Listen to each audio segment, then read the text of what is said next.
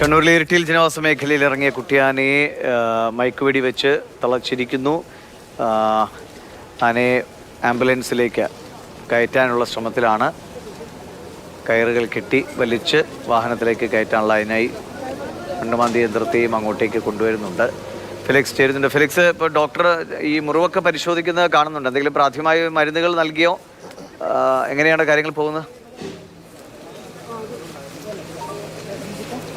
ദിവസം പ്രാഥമിക ചികിത്സ നൽകുകയാണ്. ആനയ്ക്ക് മുറിവിൽ ചില മരുന്നുകൾ നൽകുന്നുണ്ട്. അത്തരം മരുന്നുകൾ നൽകിക്കൊണ്ടിരിക്കുന്നു. ഇഞ്ചക്ഷൻ അടക്കം മുറിവിൽ നൽകുന്നുണ്ടെന്നാണ് നമുക്ക് മനസ്സിലാക്കാൻ കഴിയുന്നത്. മരുന്ന് കുത്തിവെക്കുകയാണ്. അങ്ങനെ ഒരു പ്രാഥമിക ചികിത്സ ആനയ്ക്ക് നൽകേണ്ടതുണ്ട്, അടിയന്തര ചികിത്സ നൽകേണ്ടതുണ്ട്.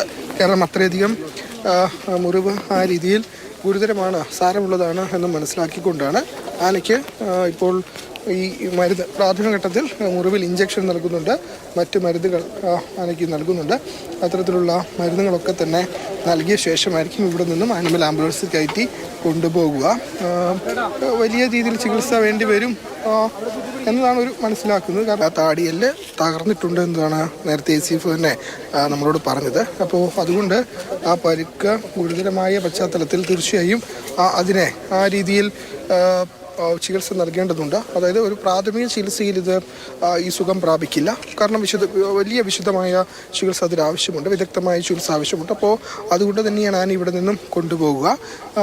നിലവിലെ സാഹചര്യത്തിൽ ആനയെ കണ്ണൂരിൽ അതിന് ചികിത്സ നൽകാൻ തക്ക സൗകര്യമുള്ള സംവിധാനമില്ല എന്നാണ് നമുക്ക് മനസ്സിലാക്കാൻ കഴിയുന്നത്. അങ്ങനെയെങ്കിൽ മുത്തങ്ങയിലേക്ക് തന്നെ കൊണ്ടുപോകാൻ തന്നെയാണ് സാധ്യത. അക്കാര്യത്തിൽ ഇപ്പോൾ നമ്മൾ സംസാരിച്ചപ്പോൾ വനംവകുപ്പ് ഉദ്യോഗസ്ഥർ ഒരു വ്യക്തമായ മറുപടി നൽകിയിട്ടില്ല എന്നതാണ്. ഏതായാലും ആനയെ ഒരു ആദ്യഘട്ടത്തിൽ ദൗത്യം വിജയിച്ചു എന്ന് തീർച്ചയായിട്ടും പറയാം.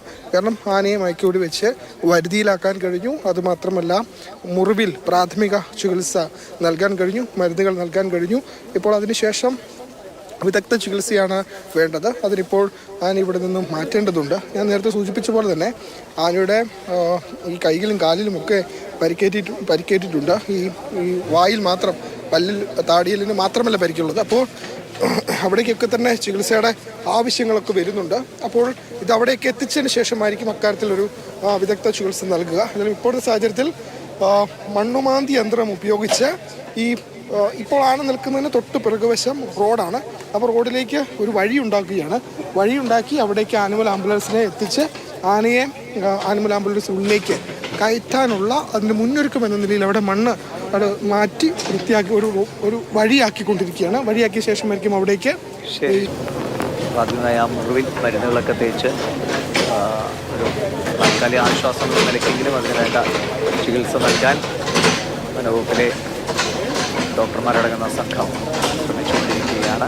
ആ വഴി പൂർത്തിയായിട്ടുടൻ വാഹനത്തിലേക്ക് കയറ്റാൻ കഴിയും. ഫിലിക്സ്, എനിക്ക് തോന്നുന്നു മരുന്നൊക്കെ തേച്ചല്ലേ അല്പം ഒരു ആശ്വാസം അതിന് കിട്ടുമായിരിക്കാം. വേഗത്തിൽ വാഹനത്തിൽ കയറ്റി യഥാസ്ഥലത്തെത്തിച്ച് ചികിത്സ ആരംഭിക്കാം അല്ലേ?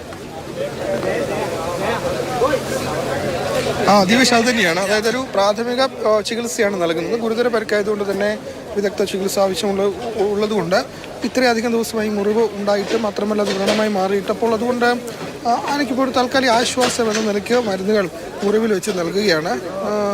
ആന ഇപ്പോൾ മയങ്ങിയ നിലയിലായതുകൊണ്ട് തന്നെ അത്തരം പ്രവൃത്തിയിൽ അത്രയും ചികിത്സ നൽകാൻ കഴിയുന്നുണ്ട്. അങ്ങനെ ഈ വെറ്റിനറി ഡോക്ടർമാരുടെ നേതൃത്വത്തിലുള്ള സംഘം ഇവിടെ എത്തി ആനയ്ക്ക് പ്രാഥമിക ചികിത്സ നൽകിക്കൊണ്ടിരിക്കുന്നു. മുറിവിൽ മരുന്ന് വെച്ച് നൽകി കഴിഞ്ഞു.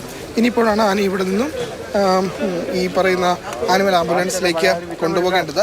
അതിനുള്ള നടപടിയാണ്. അതായത് ദൗത്യഘട്ടത്തിൻ്റെ ആദ്യം വിജയിച്ചിരിക്കുന്നു. ഇനിയിപ്പോൾ അടുത്ത ഘട്ടം എന്ന നിലയിൽ ആനയെ ഈ ആനിമൽ ആംബുലൻസിനുള്ളിലേക്ക് കയറ്റുക എന്നതാണ്. അതിനുള്ള വഴിയൊക്കെ ഒരുക്കി കഴിഞ്ഞു. ഇപ്പോൾ ആനയെ വലിച്ച് അതിനുള്ളിലേക്ക് കയറി ബന്ധിപ്പിച്ചിരിക്കുന്ന ആനയെ അവിടെ നിന്നും ഈ ആനിമൽ ആംബുലൻസിനുള്ളിലേക്ക് കയറ്റുക എന്നതാണ്. അത് വളരെ എളുപ്പത്തിൽ തന്നെ സാധിക്കും എന്ന് നമുക്ക് മനസ്സിലാക്കാൻ കഴിയുന്നു. അങ്ങനെ ആനിമൽ ആംബുലൻസിലേക്ക് കയറ്റുകയാണെങ്കിൽ അതിൻ്റെ അടുത്ത ഘട്ടവും വിജയിച്ചു എന്ന് പറയാം. പിന്നീട് വളരെ വേഗത്തിൽ ഈ ചികിത്സാ സൗകര്യമുള്ള സ്ഥലത്തേക്ക് ആനയെ കൊണ്ടെത്തിക്കാൻ കഴിയും എന്ന് തന്നെയാണ് നമുക്ക് ഇപ്പോൾ പ്രതീക്ഷിക്കാൻ കഴിയുന്നത്. നിലവിലെ സാഹചര്യത്തിൽ ആനയ്ക്ക് പ്രാഥമിക ചികിത്സ എന്ന രീതിയിൽ മരുന്ന് വെച്ച് നൽകുകയാണ്.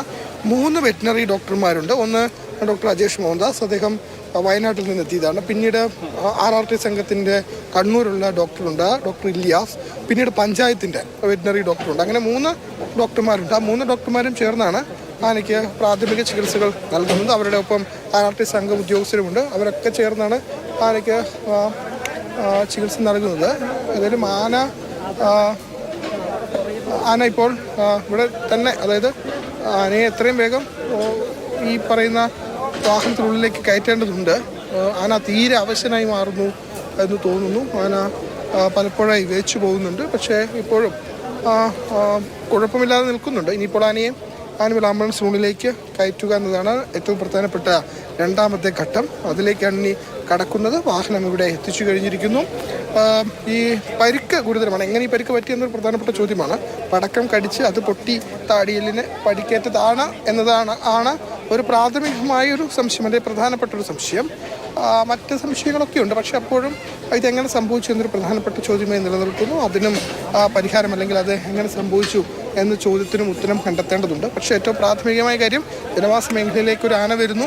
അത് ജനവാസ മേഖലയിൽ തന്നെ നിലയുറപ്പിക്കുന്നു. ഒരു പക്ഷേ ഇതിന് പരിക്ക് ഉണ്ടായിരുന്നില്ല എങ്കിൽ തീർച്ചയായിട്ടും ഇത് തിരികെ ഈ വനമേഖലയിലേക്ക് തന്നെ പോകുമായിരുന്നു. പക്ഷേ പരിക്കുള്ളത് കൊണ്ടാകാം ഒരുപക്ഷെ ഇത്രയധികം നേരം ഇത് ഈ ജനവാസ മേഖലയിൽ നിലയുറപ്പിച്ചത്. മാത്രമല്ല തീറ്റ എടുത്തിട്ട് തന്നെ കുറേയധികം ദിവസമായി അതിന് വിശക്കുന്നുണ്ട്. പക്ഷേ മുറിവായതുകൊണ്ട് തന്നെ തീറ്റ എടുക്കാൻ കഴിയുന്നില്ല, വെള്ളം കുടിക്കാൻ കഴിയുന്നില്ല. അങ്ങനെ അവശനായി മാറിയ ഒരു കാട്ടാനയാണ് ജനവാസ മേഖലയിലേക്ക് കുട്ടിയാന എത്തിയത്. തീർച്ചയായും അതുകൊണ്ട് തന്നെ അതിന് ചികിത്സ നൽകേണ്ടതുണ്ട്. അപ്പോൾ ആ ഒരു രീതിയിൽ ഉള്ള പ്രാഥമിക ചികിത്സ നൽകിക്കഴിഞ്ഞു. ഇനിയിപ്പോൾ ഈ വടത്തിൽ ബന്ധിച്ചിരിക്കുന്ന ആനയെ ഈ ആനിമൽ ആംബുലൻസിനുള്ളിലേക്ക് പ്രവേശിപ്പിക്കുക എന്ന ദൗത്യമാണ്. അത് വളരെ വേഗത്തിൽ ആ ദൗത്യം ഈ 3 വയസ്സ് മാത്രമുള്ള ആനയായതുകൊണ്ട് തന്നെ വലിയ രീതിയിൽ ബുദ്ധിമുട്ടേറുന്ന ഒരു ദൗത്യമായിരിക്കില്ല അത് എന്നതാണ് മനസ്സിലാക്കാൻ കഴിയുന്നത്. അങ്ങനെയെങ്കിൽ വളരെ വേഗം തന്നെ ആനയെ ഇതിനുള്ളിലേക്ക് മാറ്റും.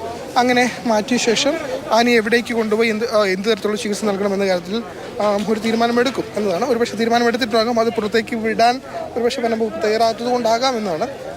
അങ്ങനെ ഒരു തീരുമാനത്തേക്ക് ഒരുപക്ഷെ നമ്മൾ മനസ്സിലാക്കുന്നത് കണ്ണൂരിൽ അത്തരം സൗകര്യങ്ങളൊന്നും ഇല്ല എന്നതാണ്. മുത്തങ്ങയിലേക്കായിരിക്കും. ഇവിടെ നിന്നും ഏതാണ്ട് 4 മണിക്കൂർ സഞ്ചരിച്ചാൽ ഇരിട്ടിയിൽ നിന്നും മുത്തങ്ങയിലേക്ക് എത്താൻ കഴിയും. അപ്പോൾ വളരെ എളുപ്പത്തിൽ ആനയെ അവിടേക്ക് കൊണ്ടെത്തിച്ച് അവിടെ വെച്ച് ചികിത്സ നൽകാൻ കഴിയും എന്ന് തന്നെയാണ് കരുതുന്നത്. ഏതായാലും ആനയുടെ കഴുത്തിലടക്കം ഈ വടം ചുറ്റി വെച്ചിട്ടുണ്ട്. പക്ഷേ അത്